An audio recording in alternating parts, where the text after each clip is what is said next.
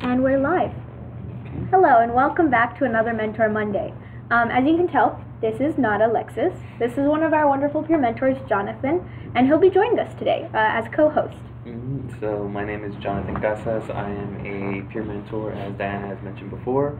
I am a master's student in school psychology here at UTSA. So cool. School psychology. So you're going to be working with kids. Yeah. In a school setting. Yeah. So my biggest thing is going to be working specifically with kids and in that school setting.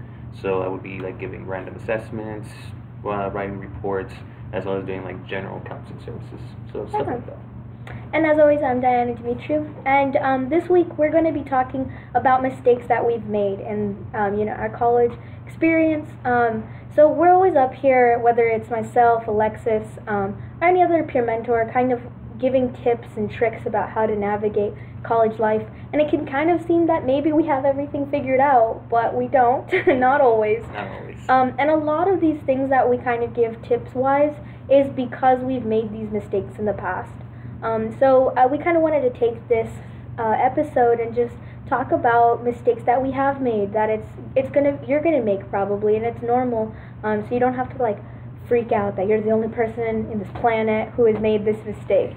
And so we reached out to our peer mentors here in the office, and they've all submitted some little mistakes or advices that they have for incoming students that are kind of struggling this semester.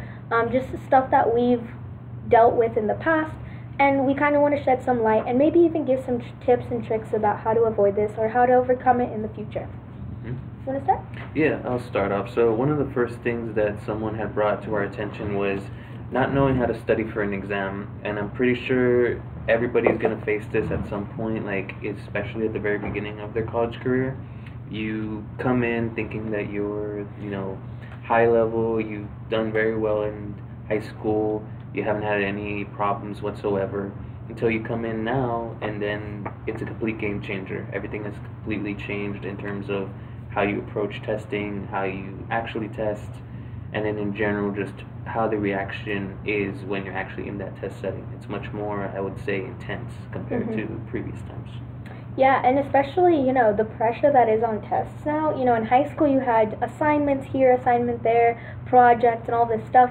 But I have some classes where my whole grade is dependent on 3 tests that we take throughout the semester. And so it's that immense pressure on each test to do well, so you can do well overall. And I know in high school, I left high school thinking, I was the smartest person on the planet. And then I hit Gen Chem, and I was like, wait a minute, maybe I'm not the smartest person. But yeah, definitely, that's a huge one, not knowing how to test.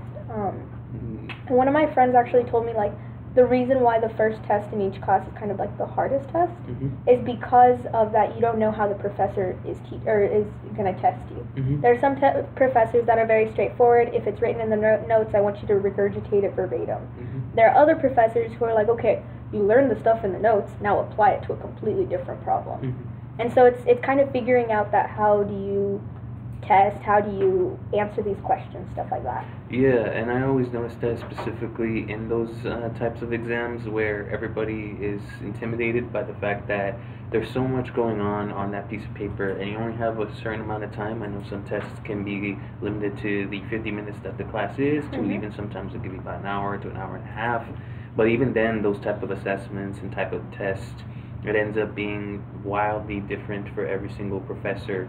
And it's personally, I've had that experiences as well, where I would go in thinking that, oh, maybe this is how you're supposed to approach this test. And then it turns out, no, the professor either has all short answer questions, no multiple choice, and it's just completely my interpretation of how I did my readings or things of that nature. So I guess probably the first thing you would want to look at when in terms of studying for those exams is sometimes I would say asking the professor beforehand, hey, do you know what's going to be included in your exam? Do you do short answer, multiple choice, long answer, stuff like that? Yeah, and what I found was really helpful for me was I have friends that have taken either that class before, or they have friends that have taken that class before, and reaching out to them and kind of asking oh, do you happen to have a previous exam? Just to see the way that the professor asks their questions. Because in engineering, we have basically it's all open-end. Mm-hmm. So usually I rely, if I don't know 100% how to solve the problem, I'll get some partial credit. Mm-hmm. But this semester I'm taking a class where it's multiple choice, Mm-hmm. and it's like, you either know it or you don't. And you don't get it, there's no in between, there's no partial credit, and it's like, it's been really hurting me because I'm like, going into the test, I'm like, okay, I know how to apply it, and then he'll ask me like, okay, on slide number 32, what was it that I said on bullet point 3? And I was like, I don't know. I don't know. I didn't see bullet point number 3. There were 3 bullet points. But yeah, no, that's a definite, and yeah, going to your professor, I think obviously he's the one making, or she's the one making the test, so they're gonna know how to approach the test. Yeah, and then also I think the best thing would be to also, especially for the first test, you'd want to go and develop kind of a plan with other students as well. I know, I think GroupMe is now the most popular way that people come together, and they'll like create study groups, and everybody will come together so that if it ends up that there are so many things that should be covered, you know, everybody's like, okay, we know it well enough to now we're like, okay, this is, in case he asks for like a multiple choice, we know that this is exactly what it is, and we've studied enough to where if they ask for like short-term or long-term answers, we can start describing what we actually learned and applying it in that certain way. Because I would like to think that in group settings, everybody likes to fire off different ideas to one another, and through firing it off, you get a great understanding compared to whether or not you read it just directly from a book or looked at slide number 32, bullet point 3. Yep. Mm-hmm. That's a good one. The next one that we got was not asking enough questions to the professor when I didn't understand a concept. This one, I struggle with this all the time, because I'm like, oh, I'm not going to be the person that asks a dumb question. Especially like during in the middle of class, and you're just like, no, I'm not gonna do it. There's 100 people in this auditorium. I don't need to make a fool out of myself. But I guess that one's really important, because if you're not understanding it, not only is it maybe going to be on the test, but maybe somebody else in that auditorium doesn't understand it either. Mm-hmm. So you asking that question is going to help you and people around you.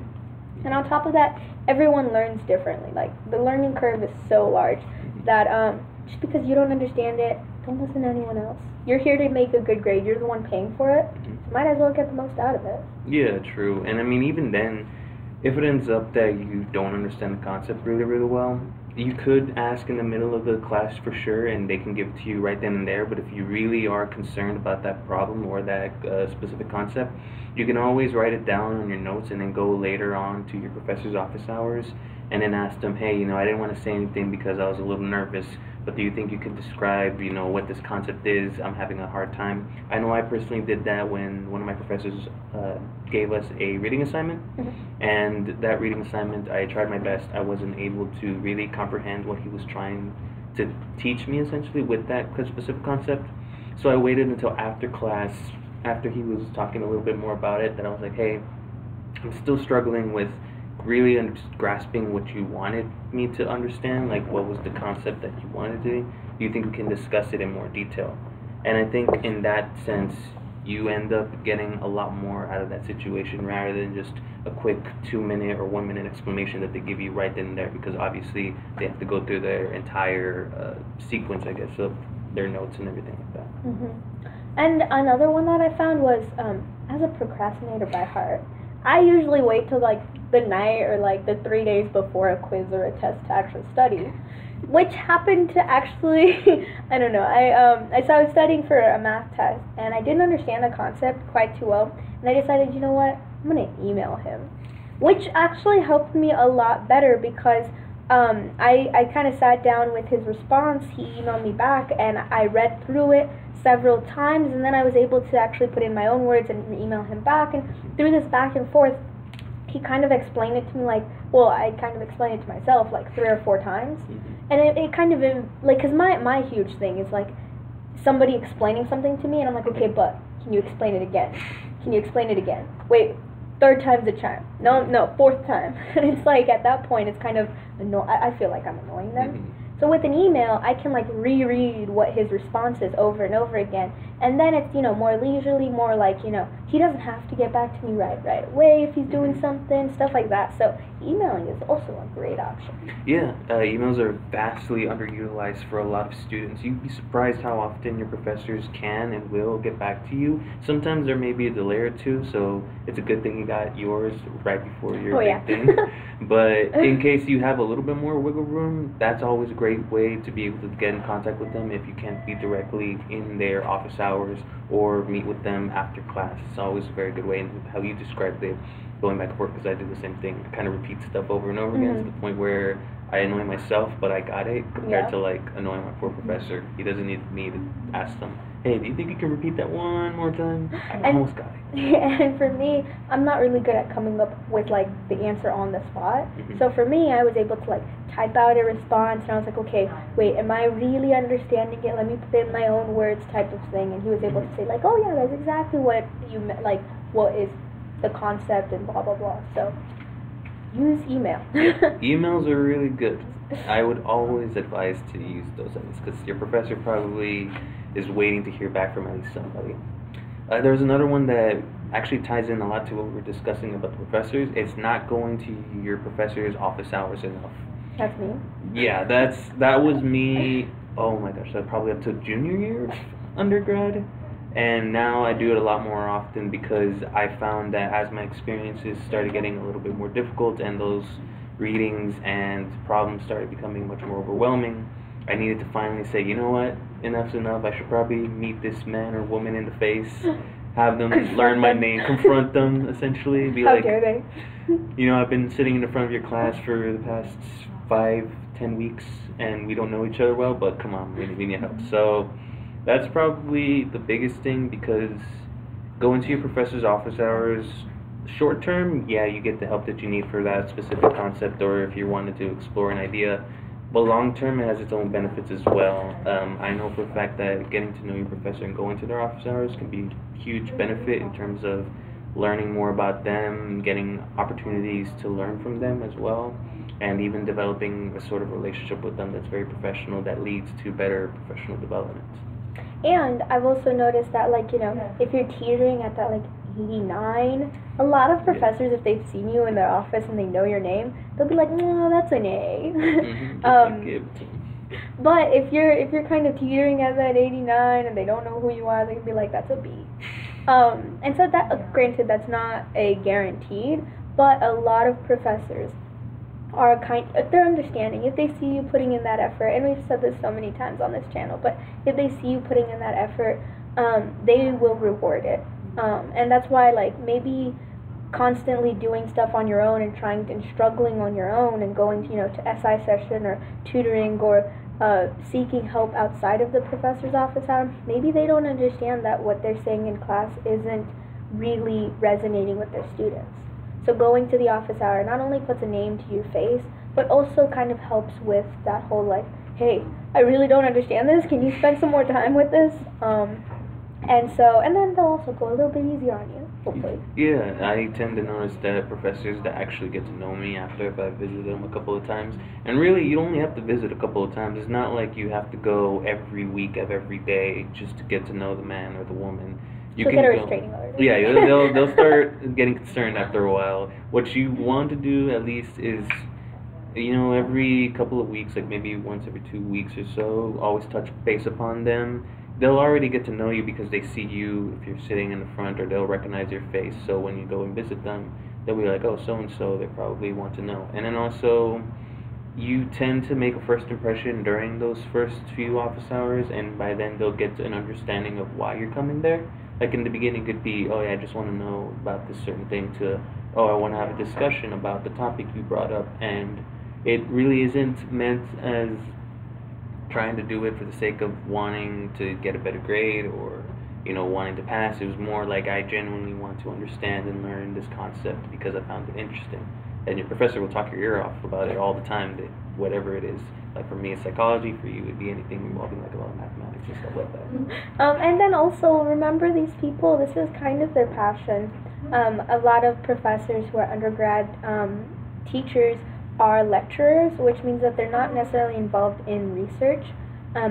So really, their passion is teaching. And so having someone come to their office and asking them questions, they love that. It's like their bread and butter. Mm-hmm. That's what they live for. And I mean, like, and I've said this before, that I'm a tutoring assistant, teaching assistant for the undergraduates, one of the intro to logic design classes.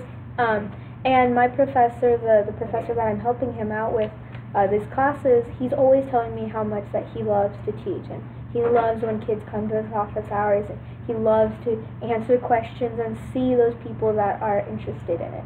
So, it also makes them feel a little bit better. Yeah, a lot of them, and I'd be surprised that they tell me that too. They tell me that, they wish they could see more of their students, because if you're having like students of like 300 classes or something, like the classes with 300 students, and a lot of them, they have all those people and maybe like one or two show up and talk to them. I'm like, no, you deserve more. Yeah, they feel heartbroken. They're like, man, I really wish to know and talk to somebody. And also, like, think about it, how would you feel if, like, a kid kind of blew you off all semester long, and then all of a sudden at the end they're very interested in raising their grade? Like, yeah, come on. It gets kind of like, oh, okay, so now you're just showing You're up. just using me. Yeah, like, you don't love me anymore, you don't love the class, you just want this grade. So yeah, teachers are people too. So go to your professor's office hours. There's a lot more benefit than what you might expect. Next one kind of goes in hand with what we've been already talking, like theme-wise, but not asking for help when I need it because I'm shy. Same. Yeah. Like my first 2 semesters, I literally talked to nobody because I was like, no, introvert, I'm going to stay in my lane and not deal with anyone. Just go directly to my dorm and sit there and go to class, and that's it. Exactly. The struggle of being someone very shy, especially in your first few years. But it's kind of, I've had a lot of friends who are like, oh, just get over it. And I'm like, thanks, that's so helpful. But it's kind of just like, it's only causing you more harm than good. I get it, a lot of people are very introverted. Maybe the right scene isn't raising your hand and asking for help in the middle of class, but maybe create a group of friends, like 10 to 12, maybe, and study with them. Like Jonathan had said, you guys all have different ideas, you all have different memories of how the class was being taught, and so maybe something that someone says clicks better than what the professor said. And so, like, in one of the classes that I did the best out of my entire undergrad, it was because of a group of 10 friends that we just would take up an entire Saturday and just study. And so it was going around and saying, okay, how did you solve this problem? Maybe there's a quicker way. Maybe there's a better way to explain it. Oh, Diana's not making sense, but Jonathan's explanation, like, perfectly clear to me now, and stuff like that. So yeah, like, I get it. Being shy sucks, but maybe going to the professor's office hour, like we said, that's a one-on-one relation right there. So it's not, oh, I'm going to make a fool out of myself in front of 100 people. It's, oh, I'm going to ask a question that the professor probably already knows, but hey, it's going to help me in the long run.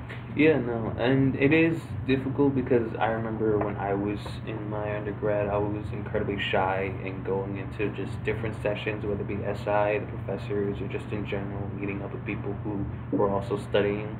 And group projects are always the worst too, because you'd have to meet with people that you kind of didn't know, but you had to all work together to, essentially do well in the class. Yeah. But I always found, at least when I was really starting to get out of my shell, was that the first thing I would do was be like, okay, I don't want to go face-to-face just yet because it's very intimidating to be with the professor because, they know everything. They know everything. They're like the professor, the head honcho, and you're just like, whoa, that's a lot for me to take.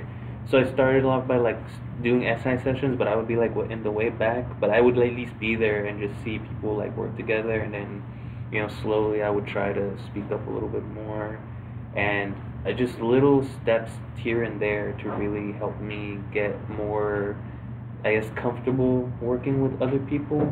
Especially I need to also change my mindset, because originally I used to come in with the mindset of only I can do it best.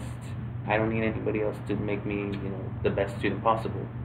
But I look back now and I'm like, well, true, you are responsible for your own grades and stuff like that, but you can learn a lot from other people, even if it's like a small mini discussion about, hey, this is what this was about. Oh, okay, I see what you're talking about. So stuff like that, I think, long term wise, as long as you take it slow, like you don't have to dive deep into the pool. You can start from kiddie and then swim your way up. No, get thrown into the Yeah. You hear that one, the throwing in the river to see if they learn how to swim. Exactly. Yeah, that's Diana's shotgun approach. She could. No, I see. The thing that I found best of getting out of this, like being shy, it was actually one of my best friends from high school. I called him like the second day here at UTSA. We were both freshmen. He had moved away from me. Well, okay, I say he moved away from me, but he was going to a college somewhere else. So we were really good friends. We grew up together, and I called him. I was like, I can't do this. I'm dropping out. I don't want to. And he was like, girl, stop. You need to get back in there. And I was like, I don't know anyone in my classes. It was like, I was taking 5 classes that semester. I'd been through 4 of them, and I was like, I don't know anyone. I'm about to start another class, and I'm just going to fail in my classes. Might as well give up now. And he goes, no. You need to go into this next class and just sit next to someone, like right next to them. Make them feel uncomfortable. and he was like, you don't have to start the conversation. People tend to be forced when someone sits next to them to talk to each other. And so I walked into my class, and there was one person there. No, there were 2 people. One in the back and one in the middle. And I was like, no, I'm going to be that person. So I went to the person sitting in the middle, and I just sat in the seat right next to them. And at first they were like, okay, thanks for doing this. Which is weird. I know, you're supposed to, the courteous thing is leave a seat between. Yeah. But no. And so they actually turned around, and they're like, man, this class is going to be tough, isn't it? And I was like, it's working. Granted, we never talked again. But the thing is, it's getting out of that comfort zone kind of thing. And it's like, yeah, you're shy and stuff, but remember, at the end of the day, you are footing the bill for this tuition, for this college experience. So why not go out there and do the best you can? Ask questions, ask for help.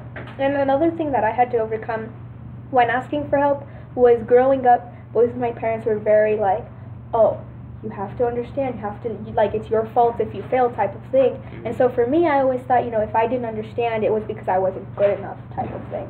And so it was a lot to overcome the whole idea of like, no, asking for help is okay type of thing. And so, and I know that's in a lot of cultures, asking for help is a sign of like weakness. And it's not. Remember, you'd rather ask for help than fail type of thing. That's what I kind of had to constantly tell myself to overcome this stuff. Yeah, it's a lot of stuff that you personally have to work your way out of, but eventually it does happen. I mean, we're 2 examples of this. Like I said, 2 introverts didn't want to talk, and now we're here in front with you guys.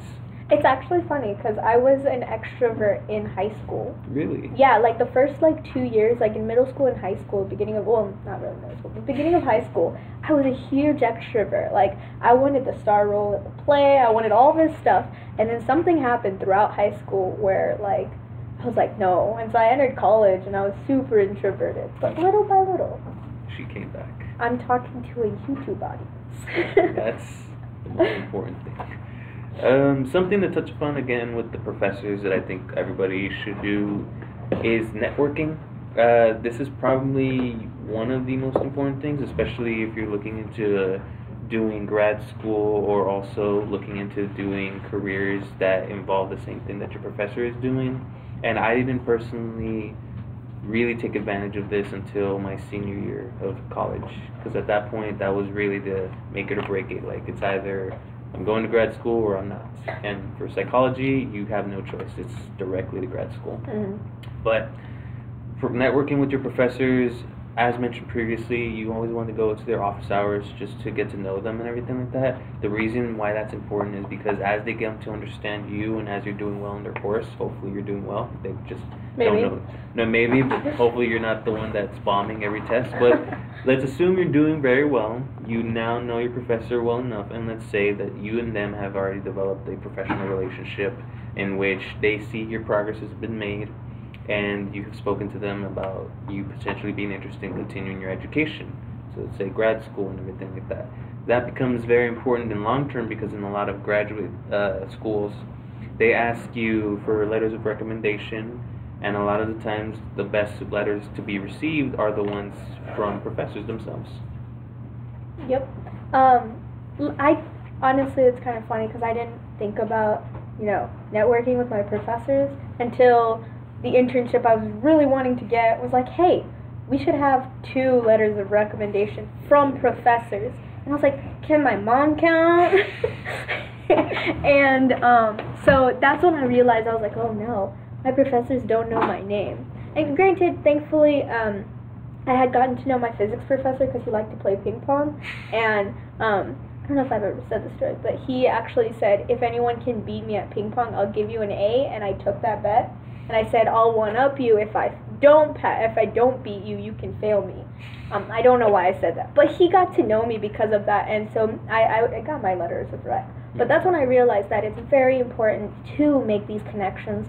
It's not just letters of rec, but these are professionals in the industry or in the career that you're looking for. For example, for psychology, grad school, you need to have people you can talk to about research. Mm-hmm. I'm assuming you're doing the thesis route? Or? No. So mine is a specialist route that doesn't require a thesis, Okay. but typically when we're looking at other psych courses, like I know here in UTSA, stuff like clinical psychology or anything else that revolves around psychology that aren't specialist programs, they have to do the thesis.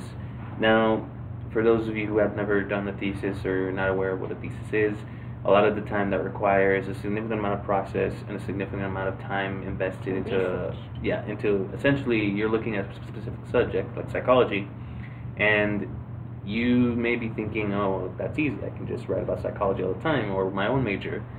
That is where you're wrong. It's very, very difficult, and they have very narrow margins of error that you can get away with. So a lot of the time networking with your professor, what that does is that it helps you meet and talk with somebody who is a professional, who has done this their entire life, or if they've been doing it for so long that they know it like it's the back of their mind. And in doing so, going up to them and being like, hey, we've known each other for a while now, do you think you can look at my thesis statement or my thesis paper and look over it, see if there's any corrections that need to be made? That's how you're able to better and improve yourself as a student, but also as potentially someone who wants to enter academia. Mm-hmm. Especially, that's incredibly important if you're looking to become a PhD student or working within academia. Having somebody already who's in there give their thumbs up of approval, saying, yeah, this guy, I can see them doing well in the future in this research or in this field in general, it gives you a big leg up. It really does, compared to those who have never even met or have the backup of somebody like that. And not only that, but for those of you that are undergrads, you're not going to have to write a thesis, but you will have projects in the future. And I know that I've had so many projects where I'm like, okay, I don't know where to go next. And I go to my professor, and maybe he doesn't know the answer, but he'll be like, oh, she's definitely down, she knows everything about microchips. Go talk to her. And then you've gotten that connection. Not only that, but I've gotten, I was doing a research, I was an assistant in a research lab. Best volunteer thing I've ever done. Mm-hmm. But it was because I talked to a professor, and he was like, you know what, I have a position opening up and I'd love it if you applied for it. And I was like, oh, yes, please. And then not only that, but you try to network with people also outside of your field. Fun fact, I got this job because I networked with a teaching assistant that I had for my AIS class, which is, for those of you that don't know, it's like a freshman entry-level class. If you're a first-time freshman, it's here's college and here's how not to fail. Yeah. And so because of that, I got to really know the teaching assistant. And when I was walking around campus the next semester, she was like, hey, I'm the director of this program, or I'm doing this program coordinator stuff. You should totally apply. And I was like, what? No. And so it's going to open up opportunities. Maybe they're not necessarily in your field, but as an engineering student, to be able to get up and just give a presentation, or to be able to have those soft skills, it's something that's kind of rare in this field. So you never know what type of opportunities there are out there. And so it's very important to network with these types of professionals. Yeah, I did the same thing with my cognitive professor. I got to meet them and learn a little bit about them. And I also let them know that I was interested in doing research. And they told me, hey, I happen to have a position available for a research assistant for doing specific stuff with cognitive psychology. So just from that small interaction I had with them, and then them knowing my name compared to everybody else who had applied at that same position, I was able to get it, and I was able to essentially, work in research for a little bit. And I got that, like I said, from just being able to speak with my professor. And it wasn't even that long. I only spoke with them maybe about that one day, let them know my interest in the field. They saw that my interest aligned with theirs, and bada boom, it just happened. Bada boom, bada bing. And we ended up where I was now. I look back on that moment in time, and I'm very fortunate to be able to have that specific instance. So I like to believe that if I was able to do that, and you were able to get your position here from that opportunity, that's two stories of people getting that. So it never hurts to try to speak to your professor. It's either that or you beat them at ping pong. I mean, that's an option. That's where we go, see? Ping pong. Ping pong, connecting people. So another one that we got was not being prepared for class. I mean, that's me every day. Yeah. I mean, it really is, because you'd be surprised sometimes, like you go into class and the first instinct that goes in your mind once you sit down is like, I have no idea what we're talking about today. What is chemistry? Like, what's chemistry? I don't know what an atom is. Someone, you guys help me. But it's very important, because I'm not, and you can see this coming from like a lot of different ways. So it's like one thing I think we're touching upon is like you don't understand the material that's going to be in place. Mm-hmm. So a lot of the times you'll go in there being about to be lectured, and a lot of times the professors will be like, oh, I assume you guys have read the book, or I assume you've seen the notes already. So but I assume you remember what happened last semester. No, I did not. No, I do not have that great of a memory. So they're going to be here expecting that you have already prepared utmost with everything you need to know so that you can benefit off of that lecture. And you find yourself struggling because you're writing every single thing that they say. You're trying to memorize every single little thing that they're telling you, and you find yourself overwhelmed. Not only that, but in other ways of preparation, maybe you don't have your computer that day. Maybe you don't have your laptop or your pencil, paper, and so now you're just stuck there asking people desperately if they have a paper or pencil that you could borrow just to write down something at least. But if you don't have your laptop, you can always go to the library. Mm-hmm. That's a great resource to just check out stuff and type your notes. But another thing is, I've always found something that surprised me, especially like my first semester in college, was kind of mentality plays a huge role in, like, I guess, ease of class. Yeah. I'm not saying that, like, if you go into, like, calculus 3000, you're like, oh, it's gonna be easy. Like, it's not gonna be easy. Mm-hmm. But I remember my very first semester, I came into college, I was like, I'm gonna get all A's. And that was my goal for that semester, was to get all A's. And it was achievable, but I realized that in one of my classes, I did not have my heart into it. Yeah. I was like, oh, I don't need this. I'm an engineering major. Why would I ever need this? And, I got it into my head that I didn't need the class. I thought it was a waste of time and a waste of my money. And so I focused a lot of my, and I guess that's another thing, is like I didn't focus all of my attention to that class. So even when I was in that class, my mind was somewhere else. And so having that mindset, and so because of that, I almost got a B in that class. And I know, B's not that bad. But for my goal that semester was to have A's. And I was so confused because I was taking 3 other, like, hard engineering classes, an art class, and this class. And I was like, why am I passing and, like, with flying colors all my other classes, but this one, the one I didn't need, I'm not doing so well in. And I realized it's because of that mentality. Going into a class and going, I don't need this class, you're going to start not paying attention. You're going to start not, And so being prepared, I think, also means that coming in with that mindset that, like, okay, I get it, it's not an engineering class, but it's on my degree plan, I need to take it, might as well put in the effort type of thing. Yeah, especially in the sense that any of one of these classes could potentially mess up your entirety of your GPA. Like, if you're someone that has a lot of pride in the GPA, the fact that you put in so much effort to get all of those A's or B's or whatever, potentially not paying attention or not preparing yourself for that course, even if it may be easy or difficult, could wildly mess up your entirety of how you approach these things.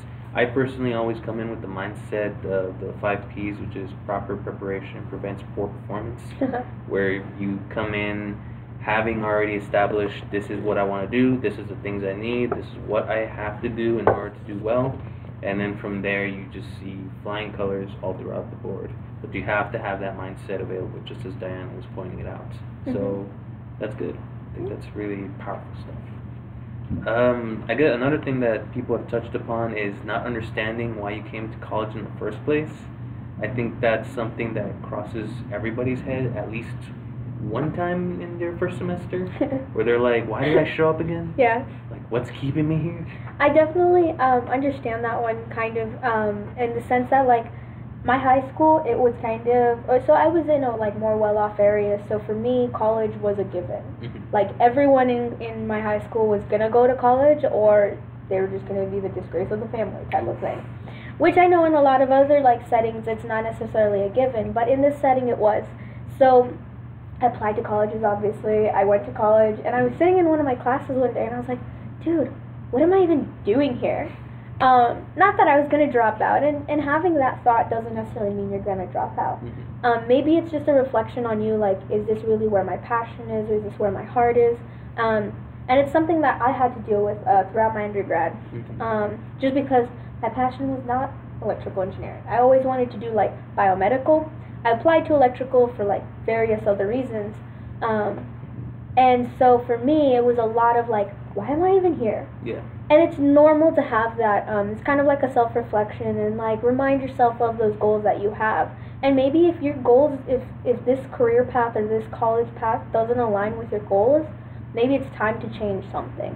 And on average, isn't it like 6 major changes a person goes through in their undergrad or something? Yeah, and something along the lines of that, where people will often change their majors or will even leave college for a time and then come back in a later date because, as you mentioned, sometimes you just show up and you don't know exactly what you're there for. I had similar experiences. I came from a background where I wasn't as well off, and so a lot of the desperation came in that you need to go to college because you need to get a degree in order to do something with your life.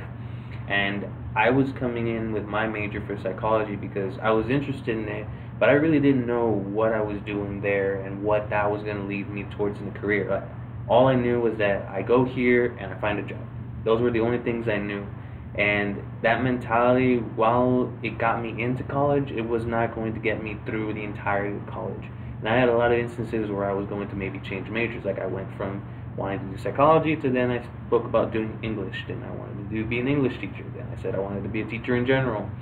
And this was all going off within a span of like maybe a month or so. Like I was really desperate to see what I wanted to do. Like tell me, strike me down and tell me what's going to happen. But luckily, after speaking with my advisors and really taking some time to self-reflect, I realized that I enjoyed psychology enough to where I wanted to be a job, and that even though I was overwhelmed with the possibilities of, well, what can I do, I knew that down the line I still had 3 more years of college, at least in the traditional sense where you had 4 years. I was like, well, I have like 3 years at least to really think about this, and overall I ended up sticking with what I am doing and I'm achieving my master's. But I think what people tend to not really, I think what they fail to understand is that it's okay to go into college not really understanding what you want to do, but that as time goes on, you'll eventually develop and understand what you want to do. And if that means leaving for a little bit to do something else or going to a trade school instead of a traditional university, that's up to you. That's something that everybody has the freedom to do and check out. And I guess that's another thing, is don't get discouraged because you're having these thoughts. I know, like, I came in with my electrical engineering in hopes to get my master's in biomedical and, bridge the two, stuff like that. But then I was taking a class my sophomore year in programming. I was like, oh my gosh, programming is so cool. And so I attached, my computer engineering major. And then I missed taking math classes, and I was like, I love math, so I attached my math minor. So all of these things, it's like they wouldn't have been possible if I hadn't asked myself those questions. Asked myself, like, why am I here? What am I doing? What do I want out of it? Because remember, again, you don't want to just sit in your major and say, well, I hate it, but I'm already paying for it. Yes, you're paying for it, so change it. Make it something that you're passionate about, something that you're excited about. Because trust me, it does not get easier. No, it will not get easier as the time goes on. You may be becoming more tolerant, but overall, do you really want to do something that doesn't make you happy? Yeah, you may do it for other reasons, but at the end of the day, if you have the possibility of working in another field to see if you can try and do something that you enjoy, or at least enjoy enough to where this is something I want. Because remember, a lot of careers, you end up doing these well into retirement. That's a long period of time of you just going to work and being like, okay, here we go. I'm here to make that dollar bill. Yeah, make that dollar bill, and then you don't want to get out of bed, so. Yep. It's best to make these decisions at least now when you can. Another thing that was brought up was enrolling in too many classes or hours, and that's I definitely struggled with that, but it was more because I was forced in my scholarship to take these many hours. Yeah. But always you have drop deadlines, you have withdrawal deadlines, and take those into consideration and really use those first 3 weeks to see am I going to be able to stay afloat? Because if you're not, it's only going to harm you. Yeah, I know I personally was having a lot of difficulty with that my first semester because it wasn't a scholarship, but I thought to myself, oh, I can do 15. 15 hours is nothing. And for a first-year semester freshman, I severely underestimated my skills compared to that, and I was like, you know what? This is way too many, and I ended up dropping the course that was really causing me the most difficulty. And I was like, you know what, I'm just going to put it off till later, and I rolled with 12. And then for that next semester, I was like, I'm going to learn from my mistakes and do just 12 and start off. After I have a little bit more experience, then I start adding 15, 16 hours and start making up that progress. But I remember that initial time, I was very, very forward with how many classes I wanted to take, and I heard students were taking upwards of 18 hours or such because they were double majoring or they wanted to get to school as fast as possible. And it is possible, you can do it, but if you feel that it's a little bit too much to take in at once, there's no harm in slowing down and then picking up the track once you think you are a little bit more experienced. Yeah, I took a lot of summer classes at the community college during high school because I didn't have a life. And my second summer doing this, I decided, oh, I'm super smart. I'm super on top of my time management. I can take 12 hours in a 5-week span. Which really, if you think about it, it means that you have class every single day for 4 days, and they're usually an hour to 2 hours each. Which I realized the first day, I was up at 2 in the morning still working on homework and stuff like that. Because they also give you a bunch of homework because they're like, oh, we only have 5 weeks to teach you what usually takes us 16 weeks to teach. Yeah. So definitely, I stuck it out. It was a learning experience for me, but know your capabilities kind of thing, and don't be afraid to drop a class before census day because you don't feel like you can take that load. Again, take care of yourself. That's No, you don't have to worry about everything. It's just yourself best. You can take it easy sometimes. Not everybody has to do a marathon type stuff. Another thing that was brought up to our attention was not having a plan. So I guess this touches on what we talked about previously about not understanding why you're here in college. I think this touches on it in the sense that really everybody comes into college with an idea of, okay, I'm coming in to graduate, but I don't know what to do afterwards. And I think that big gap is really the one where everybody struggles. It's right after graduation and then right before the beginning of 6 months, especially if you're desperate, if you're on loans. If you're on loans, you have only a 6 month grace period, so you have 6 months essentially to find a job, and it can be pretty desperate to start paying those back unless you want to get found by the IRS or the government. They'll never find you. No, you'll move away before that happens. But it's always good that as you're developing your career and as you're getting to the point where you're graduating, is to have an idea or a plan of okay, this is where I am right now. This is where I want to be. What are the steps that are necessary that I got to take to meet that point? I know I was pretty bad at that. I always winged everything. Like, I was like, okay, I'm just gonna show up, and eventually, I'll figure out something. Like, See, I was the exact opposite. I was like, okay, 3 months from now, I'm gonna do this. I'm gonna go to the bathroom here. I'm gonna go, and I was like, so that was another thing I guess I learned was maybe not having such a detailed plan. Yeah. Because when things started to deviate from that plan, I was like, wait a minute, hold on, my life is falling apart. So be okay with the whole idea of like, yes, I have a plan, but I would say like make like a little outline, not so much like a hard concrete plan, because life is gonna throw you a curveball. Yeah, no, they will throw curveballs and you won't even see it before it like clocks you in the head. I know I had to do something similar to that where I was like, okay, I don't want to be super, super constricted to this 4-year plan. Like, I know people do 10, 5-year plans.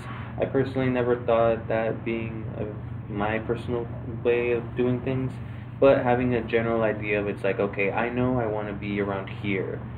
Whatever it takes for me to get over there, I should be aware of it, and I should try and do plans and, as we mentioned before, prepare to get to that point. It's like, okay, this is what I got to do, follow it through, and then we'll see it from there. If shortcomings or curveballs come into effect, then I can switch it up a little bit. You'd be surprised how well you can think on some people for your feet. Like, you can be like, oh, I know what to do after like a few days.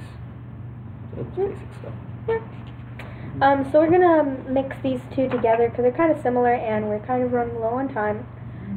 But not making time for myself and not making time to take care of my own mental health.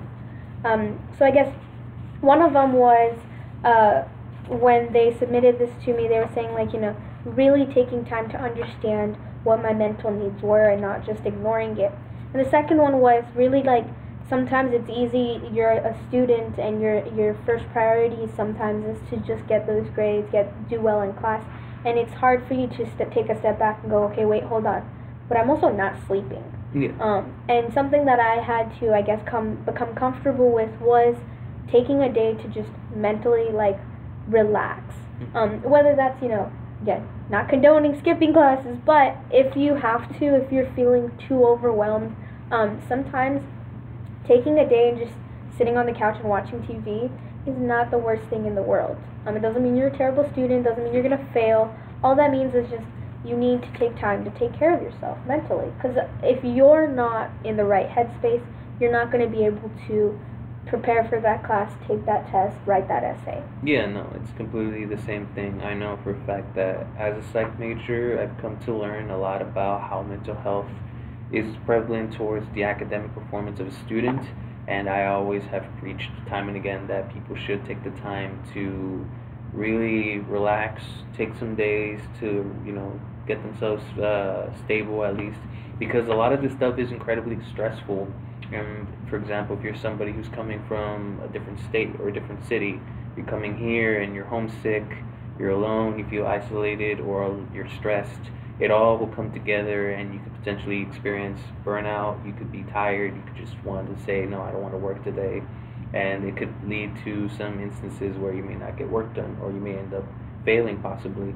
So I always tell people, just do whatever you can to make things like a little bit easier for yourself. I know when I get really stressed or I'm not having a very good time like writing papers, I like to take walks. I like to go around and walk around my camp, or at least here on campus or in my park, like at least an hour, just so I can de-stress.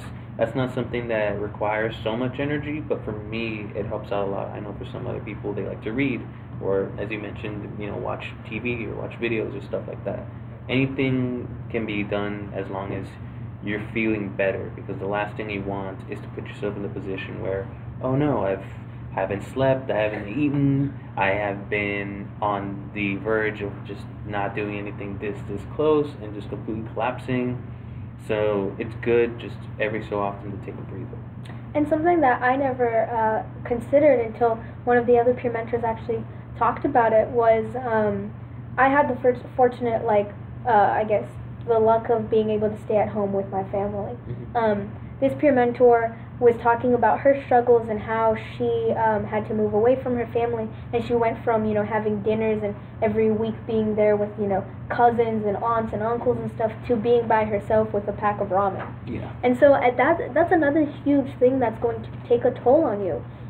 And so if you need to take that Friday off so you can go back home, or if you need to take that, 3-hour phone call with your parents, like, go for it. Yeah. Nobody's going to judge you. Nobody's going to be like, well, you took a Friday to your mental health, and I think that's ridiculous. Because that's not. It's very important.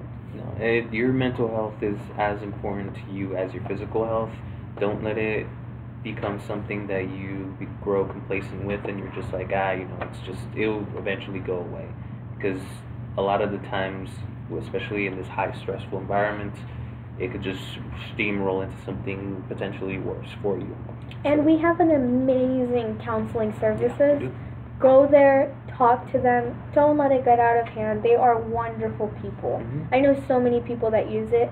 I haven't personally used it, but from the testimonials of others, it does work. It does help. Yeah, any little thing, and like I said, most of them are there and they are experienced when it comes to speaking with students who are going through a lot of these different concerns or issues. So you can be surprised. You go in there and they are very knowledgeable about what's going on, and they can help you in that sense. Okay, this is probably the big elephant in the room, and I'm surprised we didn't touch upon this one at first.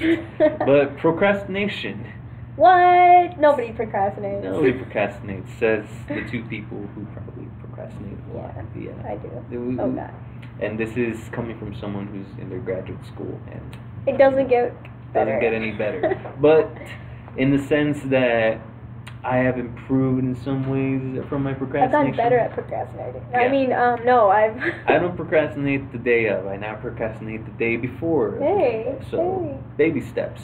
But obviously, procrastination is something that every college student goes through at some point, and if you don't, then you are the best role model, and help us, please. But there are certain tips that have been demonstrated overall. First off, if you get an assignment that a professor tells you this is the due date, make sure to try and develop a plan of like, okay, at least every week or so I'll dedicate this much amount of time to work on that assignment, so that even if I do turn it in the day of or the day before, I've already worked on it for so long that at this point it's like bits and pieces and now become the whole thing.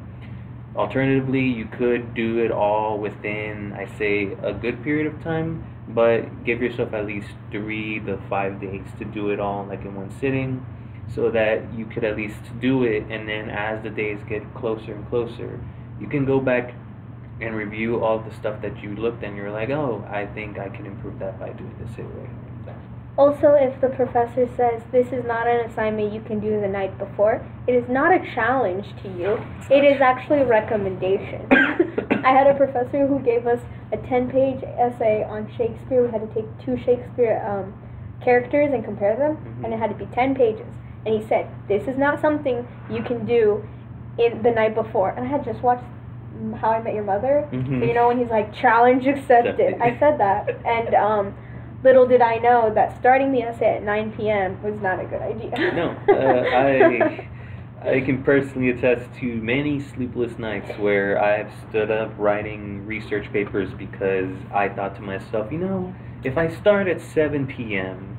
and go to bed at like 5 a.m. and then classes until like 5:30, I got a good amount of time to sleep. I just need to blow through everything else. But no, realistically, if you have, like, say, very intensive readings, or if you have to write stuff, or even doing something as small as like multiple choice, this is stuff that I would say it's best to do right when you get it. I also have heard this isn't something that I personally use, but I know people, what they'll do is that if they get multiple assignments that they have to work on, they typically work on the hardest assignment first because it's the one that's the most intensive, or it's the one that they don't like to do. They try to get it over and done with out of the way early, so that by the time they start working on other assignments, they're so easy, or they're like it a lot to the point where they'll just brush right through it. So I personally do that. Like, if I had a choice between writing a research paper or describing my favorite psychology test, I'll most likely start the research paper first, blow through that, and then describe my favorite test or something like that. So the next one is getting uncomfortable with being comfortable. Another way you might have heard this is being comfortable with being uncomfortable. Yeah.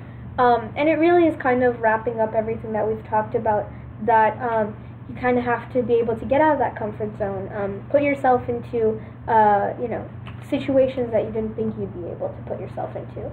Go talk to that professor, network with your peers, all that stuff. Yeah, no, all of that is essentially everything that we have talked about comes into that point and position, because university isn't something that you just walk into and you're the best at, or you know how to do it left and center. Oh, okay. No. With the exception of Diana. I know for a fact I was very intimidated with a lot of the things that we just described. I was not prepared in the slightest. Everything that high school taught me about college, a lot of that was kind of limited in the sense that, oh, this is the general experience, but it doesn't really click that your personal experience also will come into play. And so it's like the saying says, you have to be comfortable with the idea that you got to go outside of the box and really take the time. And I guess that's one of the reasons why I always tell people that university and college in general is a learning experience, if anything else, not in the sense that, oh, I'm learning how to do like work or psychology or programming or stuff like that, but that you yourself as a person learn a lot from the way you demonstrate your own soft skills, to the way that you present yourself towards others or professors, and just in general, it gives you a different way of seeing things, so that by the time you enter college to the time that you leave, you're not a completely different person, but you're now a changed person. You've learned more, you're much more educated, and I guess in that sense, you benefit in the long term. And that's all coming from moments where you were just like, oh, I don't know what to do, like, I'm too scared. Yeah, like, I definitely will say that some of the biggest growth I've had as a student, as a person, has been in the situations where I was most uncomfortable. I remember freshman year, I was walking through the Sombria and I was like, I will never be one of those people that is at a table and is trying to get your attention to talk to them. And lo and behold, a year later, I'm with this program, like, hey, you want to be a peer mentor? Hey, you want to be a mentee? You want to do this? And I was like, I honestly would have never seen myself in that situation. Not only that, like, I hate going up in front of the class and solving a problem. But I had a class where it was like me and two of my friends, and we were up there solving a problem, struggling through it. But we made it through, and I honestly think that is one of my strongest, like, friendships. Or even this job, like, I had to go in front of a group of like 200 freshmen every other week to talk about this program and talk about the struggles of being a freshman and being a student here at UTSA. And honestly, like, before that, I would have never done that. I was stage fright. I was like terrified of like talking to people.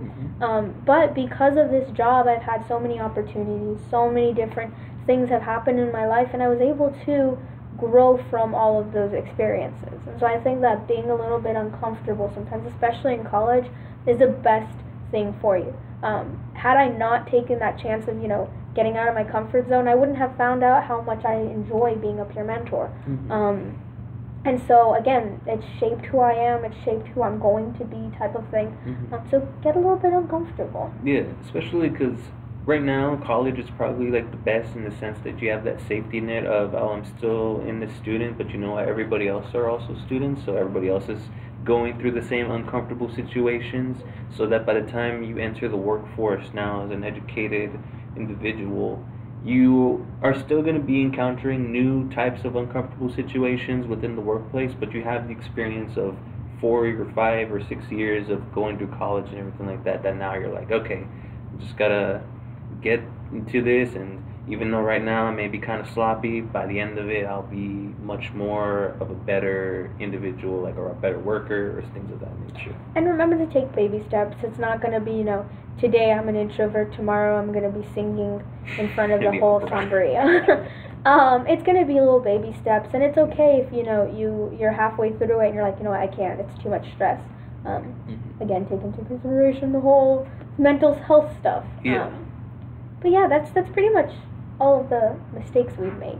All gathered into one video. I'm going to show my mom now. Yeah, we've all basically decided to roast ourselves for an hour and a half. But you know what? We did it so that everybody else could learn from our experiences, the experiences of the other mentors who have also discussed with us. I think we appreciate the fact that they were willing to talk to us and let us know that, hey, all of us, even us mentors who are seen as, leaders in the university, we have also made our fair share of mistakes, and we're not Superman. And that's, I guess, another thing is like when I see my friends who are like, oh my gosh, I'm procrastinating, I'm the worst student ever. I guess that's why we have this episode, is because you're not the worst student just because you're making one little mistake or you're questioning why you're here, stuff like that. These are things that everyone's going through.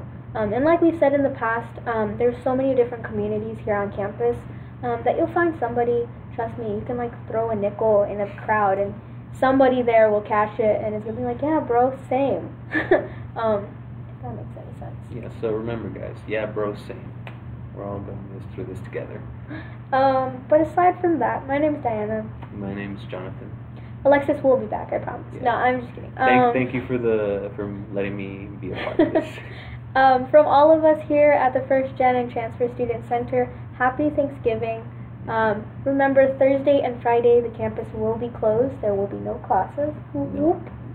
I was hoping that I'd get an email where my professor's like, you know what, I'm going to cancel class all week. I'm like, hey, but no. Wait, no, one of my professors decided that it'd be funny to tell us that we had class on Thursday, and I was like, wait a second, isn't that Thanksgiving? And I had like a mini heart attack, so I was like, thank you, Doc, for really putting the fear of me being in class during Thanksgiving.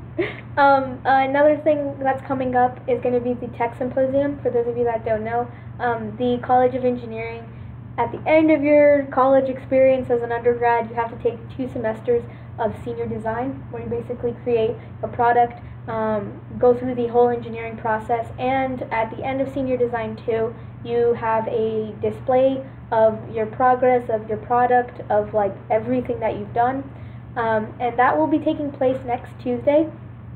So a week from tomorrow. A lot of students have put in a lot of effort, so go out there, congratulate them, cheer them on.